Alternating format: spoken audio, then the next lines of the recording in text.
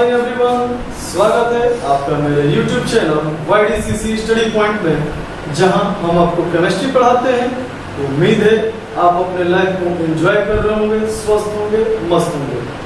प्यारे बच्चों, पिछले वीडियोस में हमने पीरियोडिक टेबल अर्थात आवर्त सारणी के अर्लियर डेवलपमेंट अर्थात प्रारंभिक विकास को समझा था, और साथ ही साथ हमने यह भी देखा था कि कैसे हेनरी मोजले और नील्स बोर ने मिलकर मॉडर्न पीरियोडिक लॉ, जिसे आप आधुनिक आवर्त सिद्धांत कहते हैं, का प्रतिपादन किया था और extended form of periodic table अस्तित्व में आया था। तो आज के क्लास में हम extended form of periodic table मतलब आवर्त सारणी का विस्तारित रूप तथा पीरियोडिक टेबल या मॉडर्न पीरियोडिक टेबल आधुनिक आवर्त सारणी के बारे में जानेंगे, सीखेंगे। तो प्यारे बच्चों, अगर बात करें मॉडर्न पीरियोडिक टेबल की, अगर हम बात करें मॉडर्न पीरियोडिक टेबल की, तो आधुनिक आवर्त सारणी भी, इसको हिंदी में कहेंगे आधुनिक आवर्त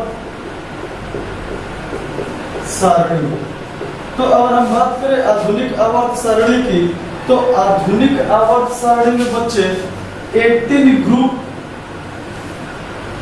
अर्थात 18 समूह जो कि वर्टिकल लाइंस होती थी, टॉप टू बॉटम आती थी, और 7 पीरियड होती थी। मतलब कि 18 समूह तथा 7 आवर्त होते थे जो कि लेफ्ट टू राइट मोशन करती थी।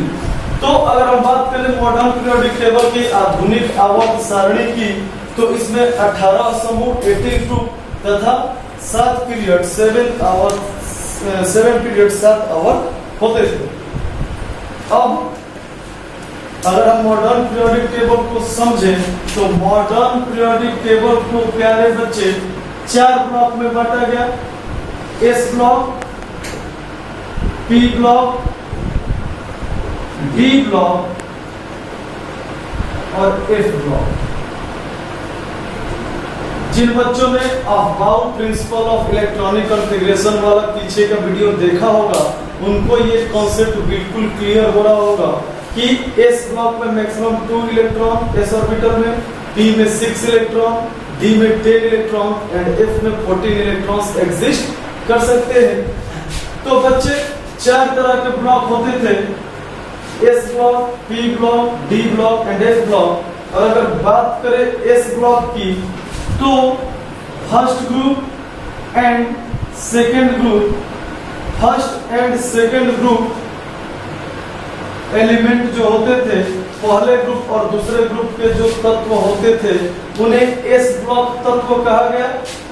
अगर बात करें पी ब्लॉक की प्यारे बच्चों, तो 13th टू 13वें से लेकर 18th ग्रुप तक, 13वें से लेकर 8वें ग्रुप तक के जो तत्व होते थे, उनको हम लोग बोलते थे पी ब्लॉक एलिमेंट। अगर बात करें डी ब्लॉक की, तो 3rd ग्रुप से लेकर 12th ग्रुप तक डी ब्लॉक एलिमेंट एग्जिस्ट करते थे। और अगर हम बात करें एफ ब्लॉक एलिमेंट की, तो बच्चे देखिए एफ ब्लॉक जो था वो ग्रुप से संबंधित नहीं था।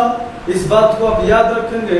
अगर कोई पूछे कि एफ ब्लॉक के अंतर्गत, एफ ब्लॉक के अंडर किस ग्रुप के एलिमेंट आते हैं, तो आप आसानी से बता सकते हैं कि सर एफ ब्लॉक में ग्रुप का कोई कॉन्सेप्ट नहीं था।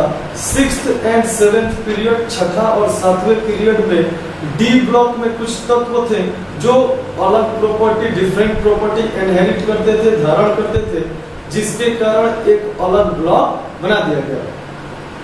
प्यारे बच्चों, डी ब्लॉक का बनना ठीक उसी प्रकार समझा जा सकता है जैसे भारत से कटकर 1947 में पाकिस्तान देश बना, उसी तरह डी ब्लॉक से 14 दूनी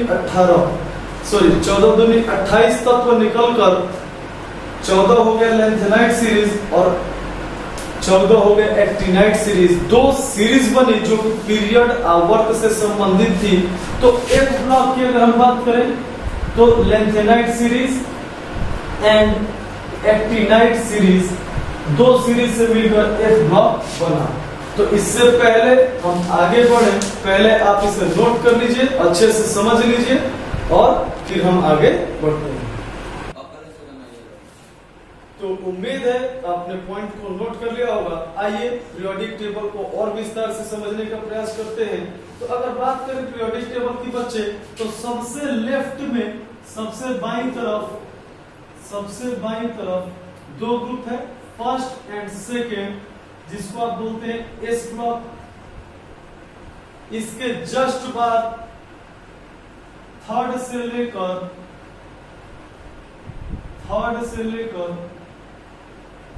12th तक, मतलब तीसरे ग्रुप से लेकर 12वें ग्रुप तक डी ब्लॉक का निवास है, डी ब्लॉक।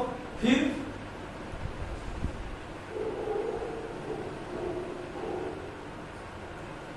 थर्टीन से लेके 18th तक टी ब्लॉक का राज है, टी ब्लॉक एग्जिस्ट करता है। और सबसे नीचे दो सीरीज है जिसको आप लेंथेनाइट सीरीज और एक्टिनाइट सीरीज कहते हैं, नंबर 1, नंबर 2। तो इसको आप बोलते हैं कॉम्बाइनली एफ ब्लॉक, ठीक है। तो अगर बात करें मॉडर्न पीरियोडिक टेबल की, तो मॉडर्न पीरियोडिक टेबल में 118 तत्वों को रखा गया। एलिमेंट जो थे वो पीरियोडिक फंक्शन थे, एटॉमिक नंबर के, आवर्त फलन थे किसके, परमाणु क्रमांक, परमाणु संख्या के। और इन 118 तत्वों में से 92 जो था ये मेटल था, 7 जो था ये नॉन मेटल था, सॉरी मेटलॉइड था। और बाकी जो बचे 99, 118 में से घटाएंगे तो 19 बच जाएगा। तो 19 जो था ये नॉन मेटल था। मींस आप शॉर्ट में कह सकते हैं बच्चे कि मॉडर्न पीरियोडिक टेबल जो था, आधुनिक आवर्त सारणी जो था, उसमें 118 तत्व थे, जिसमें से 92 धातु थे। कहीं कहीं आपको ये संख्या 94 भी दिखेगी, लेकिन बाद में दो तत्वों को नॉन मेटल में शामिल कर लिया गया। अगर बात करें मेटलॉइड की, तो मेटलॉइड को कहते हैं उपधातु और नॉन मेटल को कहते हैं अधातु। तो आधुनिक आवर्त सारणी में 92 धातु, 7 उपधातु तथा 19 अधातु पाए जाते थे।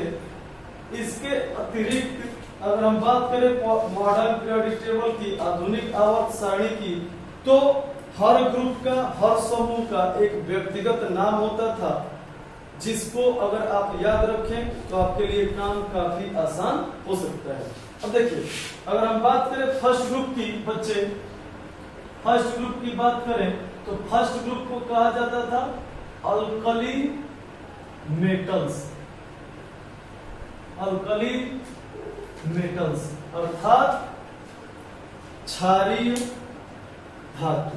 हिंदी में इसको कहेंगे क्षारीय धातु। तो बच्चे ऐसा इसलिए था क्योंकि फर्स्ट ग्रुप के मेंबर, फर्स्ट ग्रुप के एलिमेंट जब ऑक्सीजन या हाइड्रोक्सिल आयन के साथ क्रिया करके, OH के साथ क्रिया करके कंपाउंड बनाते थे, तो वो बेसिक नेचर का होता था, क्षारीय प्रकृति का होता था। और चूंकि ये धातु थे इसलिए इसको बोला गया अल्कली मेटल, क्षारीय धातु।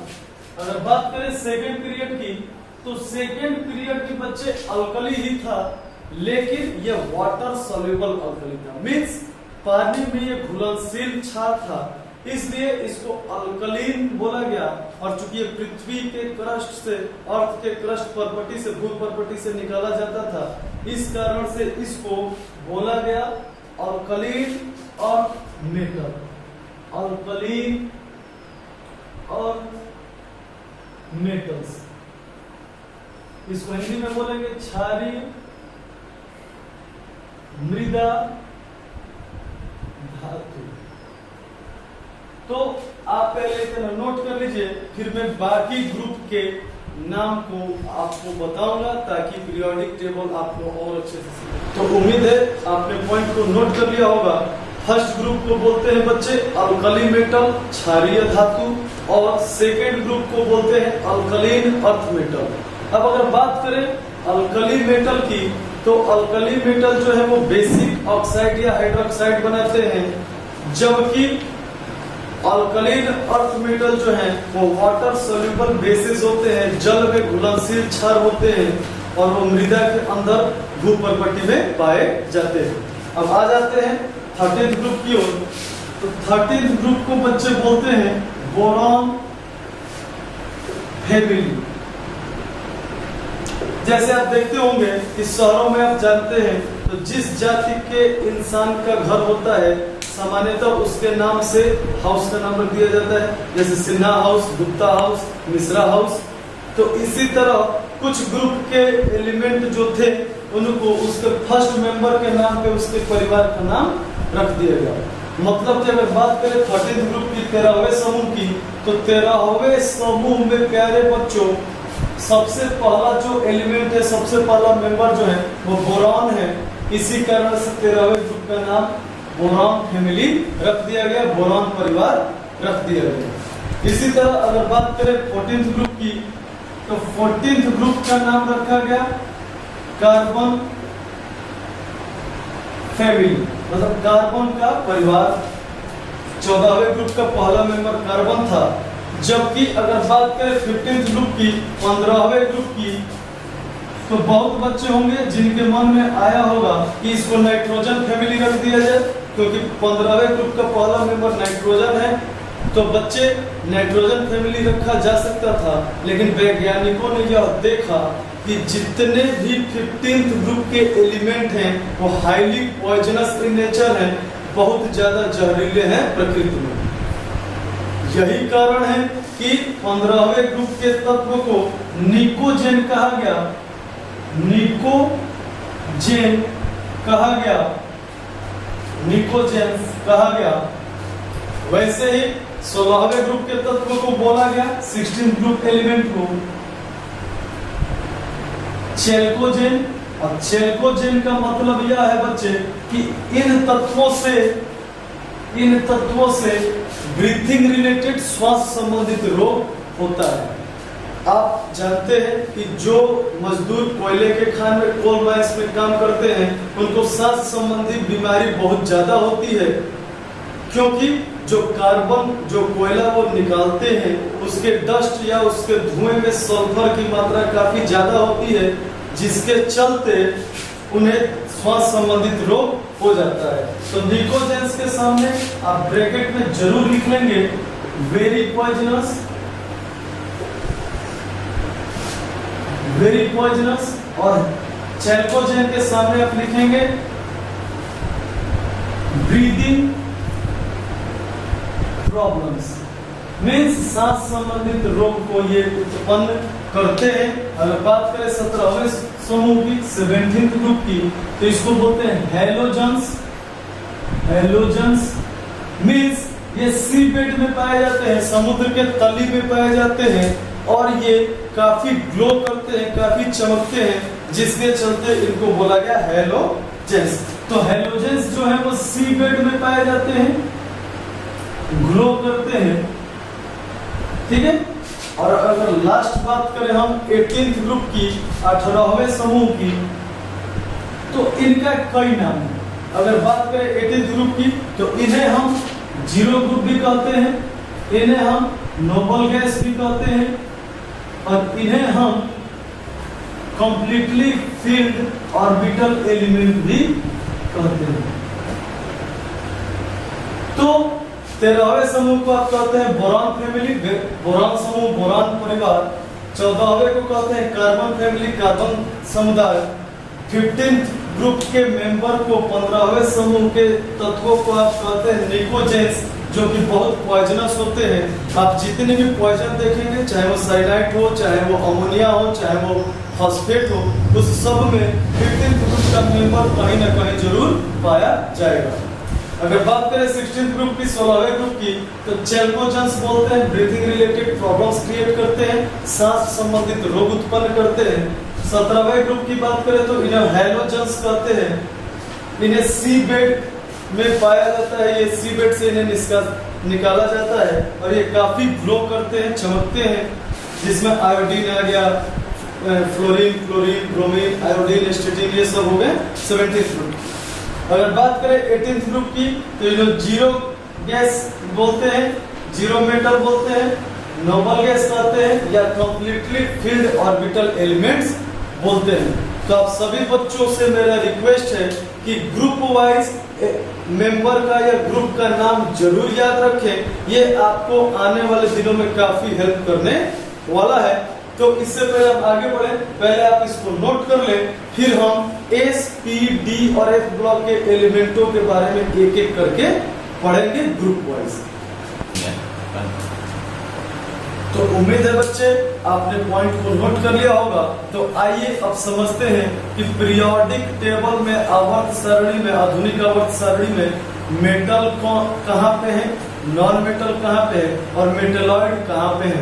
तो देखिए, अगर हम बात करें पीरियोडिक टेबल की, तो एस, डी और एफ, ये तीन ब्लॉक के जो एलिमेंट है,